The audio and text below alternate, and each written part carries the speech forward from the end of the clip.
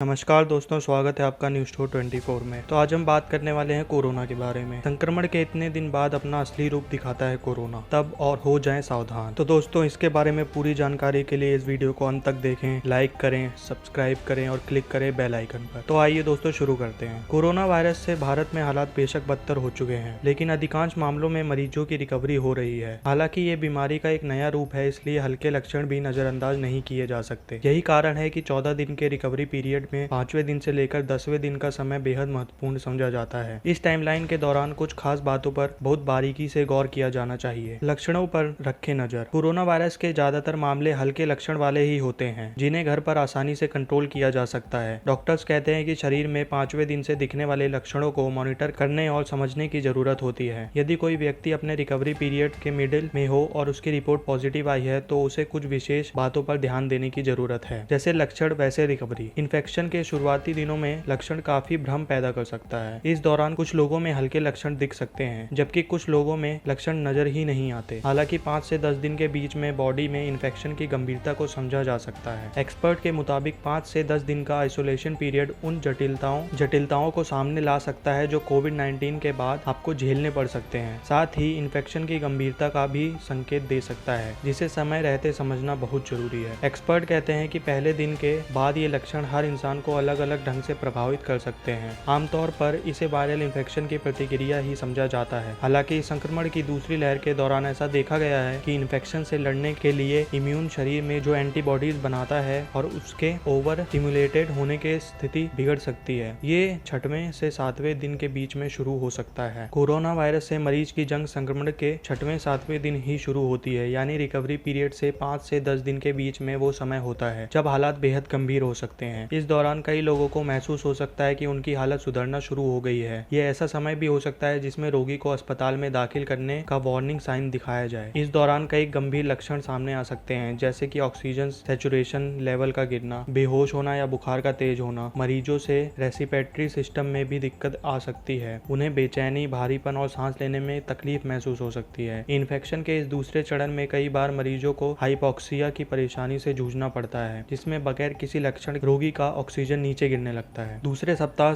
में किसी ज्यादा खतरे बॉडी में इन्फेक्शन की गंभीरता से पहले चल रही किसी बीमारी या उम्र पर भी निर्भर करती है। डॉक्टर्स लगातार कह रहे हैं कि डायबिटीज, हाई कोलेस्ट्रॉल, मोटापा जैसी बीमारियों समेत खराब इम्यूनिटी वाले लोगों को गंभीर रूप से बीमार पड़ने की संभावना ज्यादा है। शुरुआती चरण में फेफड़ों में इन्फेक्शन को लेकर युवाओं और हेल्दी लोगों को भी सावधान रहने की जरूरत है। इन हालातों में चेस्ट स्कैन, एक्सरे और ब्लड रिपोर्ट्स पर ध्यान देना जरूरी है। इसे इग्नोर नहीं किया जाना चाहिए। कोरोना एक बेहद खतरनाक वायरस है जो मरीजों के लिए कभी भी घातक साबित हो सकता है, इसलिए समय रहते इसके लक्षणों की पहचान और जरूरी कदम उठाने की सख्त जरूरत होती है। दूसरी लहर के दौरान हमने देखा है कि मरीजों की देखभाल, हॉस्पिटलाइजेशन सपोर्ट की जरूरत पड़ सकती है, इसलिए डॉक्टर्स के संपर्क में रहें। इसके इलाज में supplementary oxygen therapy, experimental drug की जरूरत पड़ सकती है। तो दोस्तों, इस वीडियो में दी गई जानकारी अगर आपको पसंद आई हो और भविष्य में ऐसी जानकारी प्राप्त करने के लिए इस वीडियो को ज्यादा से ज्यादा लाइक करें और शेयर करें। धन्यवाद।